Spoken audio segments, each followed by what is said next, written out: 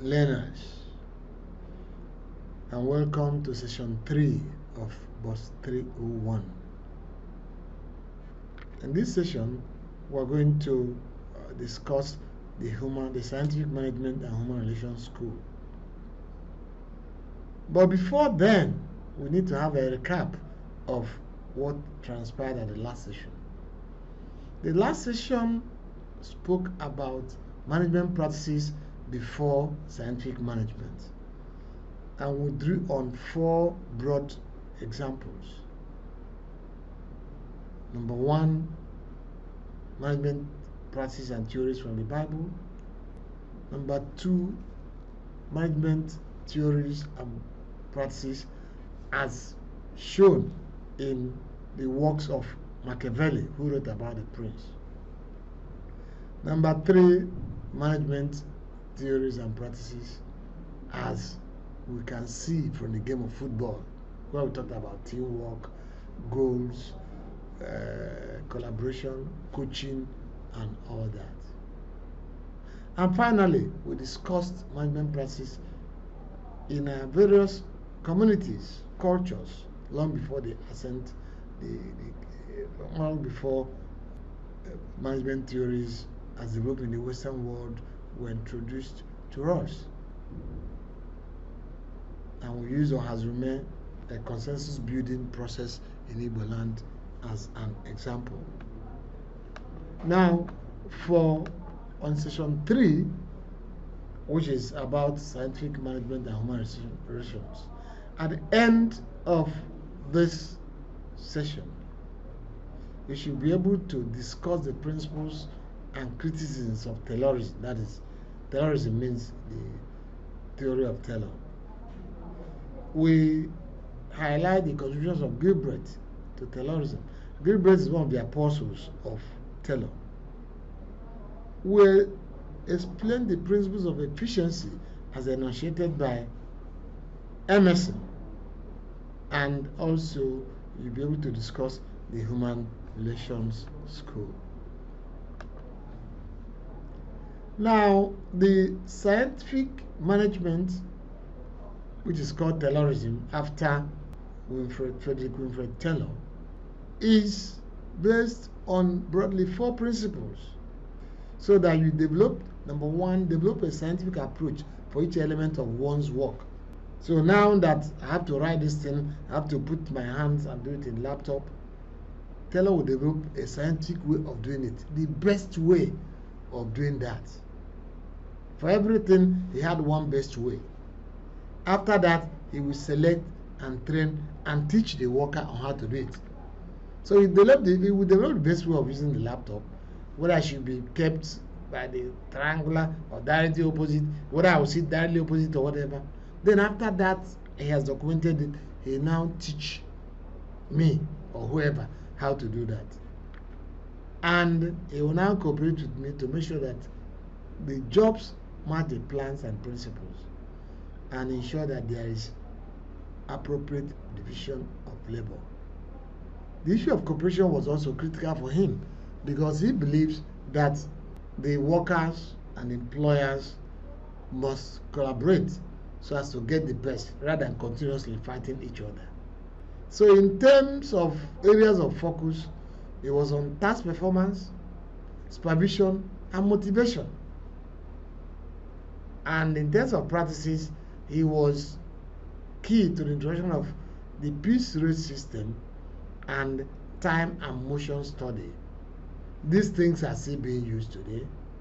So Taylor is called the father of scientific management, and he is also one of the earliest authors when you talk about modern management theories. Most of them start from his work. Beyond Taylor, there were others who were his apostles, and one of them was Frank Gilbert.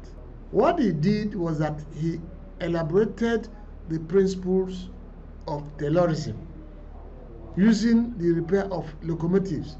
We are not in a locomotive era, though they are coming back now. Locomotive talks about the trains.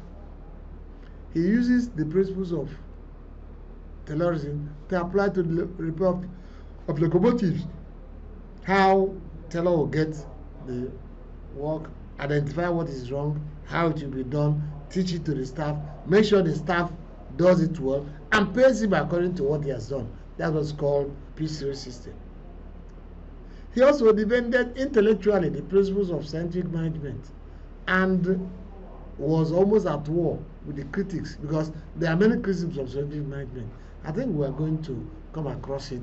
But one of the key criticism was that scientific management didn't have time for the humanness of the workers. It was interested in product, produce. He also collaborated with his wife, Lillian, who is called the First Lady of Management. Well, because she was on record as the first woman to get involved officially in management theories and practice. And they developed time and motion studies and other ways of simplifying work. So Frank Gilbert, his own contribution was that he was a good apostle of Taylor, and that he expanded on the principle of Taylorism. Emerson is another member of that school, and he was interested, his concern was in standardization and efficiency. These his principles are: number one, that the organization should have clearly defined objectives and that the staff should familiarize themselves with those objectives.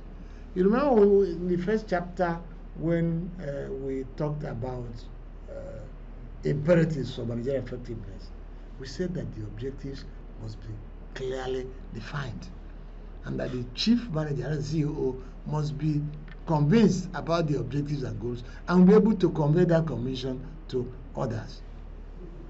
Emerson also posits that managers should seek good counsel for problems. So he was actually proposing that consultants should be hired and engaged, so that when there is any problem, the manager will seek good counsel. He talked about adherence to organizational ideals, which we will now talk about as ideals, values, ethos of the organization. Emerson believes that discipline is the bedrock of effective management. That means that if there is no discipline, management cannot be effective. Discipline means doing what you say you can do, mean being time conscious, mean following the rules and processes.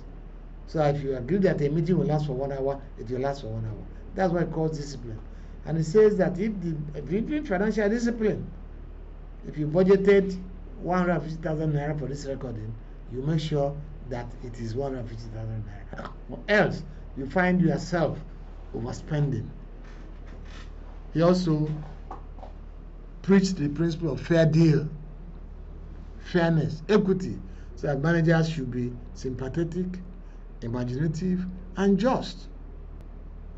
Other principles that he enunciated include reliable and adequate record keeping, so that the records will be readily available and that the records should be permanent, so at any time you look for those records, they are readily available for you.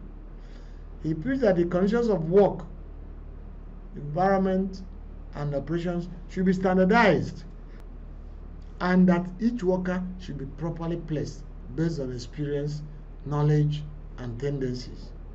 I mean, you can't take a very rude staff and put him in the reception, or take somebody who is very withdrawn and place him in the public relations department. He also believed that standards should be written. There should be written instructions, and that these instructions should be updated regularly. 30 years ago, it took about 1 hour, 2 hours to write a draft, and it goes through processes, move from one day to another. Nowadays, it takes 5 minutes. The instructions for writing drafts have changed over the years. He also said that people should be rewarded for efficiency, so that staff should be conscious and be encouraged to pursue efficiency at all times. Now, Taylor was accused because of the various shortcomings of his work. His emphasis was on the worker. His emphasis was on productivity. He didn't think about those who are weak and all that. So people were, and it was a matter of giving orders. He didn't even think about that two workers in a place can, collaborate, relationship. So Human Relations School was actually a response to Taylor and his scientific management. For instance, the emphasis was shifted from the task to the worker. So rather than talking about the worker, you find that the emphasis has now on the work. The emphasis has now become on the worker. The worker is now the key thing. And going beyond physical contributions to talk about creative, cognitive, and emotional aspects of the workers. Because when we are talking about scientific management, every interest is on the physical aspect, whether you are capable of doing it, you are physically to do it. He talks about Human Relations School also promotes two-way communication rather than the autocratic top-down model which was pressed, because throughout scientific method, the thing is, this is what we will do, this is what you should do, learn how to do this, count this. Nobody thinks about the views of the worker.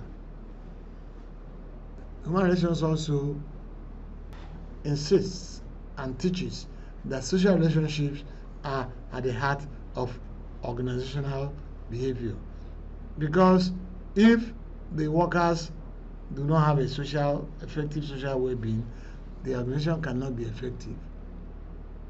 So whereas the scientific management was based on the work, productivity, worker capability, this one says no, we should concentrate on the worker and the relationship between the worker and other people so as to make things better. The headmaster of the Human Resource School is Elton Mayo, who performed what is called Hawthorne experiments. Hawthorne experiment is a series of experiments that were conducted over time. But you find out that in the first instance, it tried to show that the workers are important and that the relationship between the workers are very important. In one instance, for instance, they took off, that time lighting was a major issue. They reduced the lighting of the workplace, but workers were asked to do it themselves and show how to be and air their own opinion. So when they reduced the lighting, people say they increased the lighting, the workers say no, it is wonderful. They increased again, they clapped. Then they reduced the lighting, reduced even lower than where it was before, and they said it was still wonderful. What happened? Because they were consulted. That feeling of being consulted made them to, even overlook some of the shortcomings in what they are talking about. So, in terms of Hawthorne and Elton Mayo and those experiments, we talk about psychological contract, the psychological relationship and expectation between the worker and the organization. He talked about recognizing the work. He talked about communication, because the manager was not communicating. How do you feel? If this is reduced, is it good for you? And then the work was a group activity, unlike the individual thing that Taylor made it to be. And he also took interest in the workers, and there was socialization.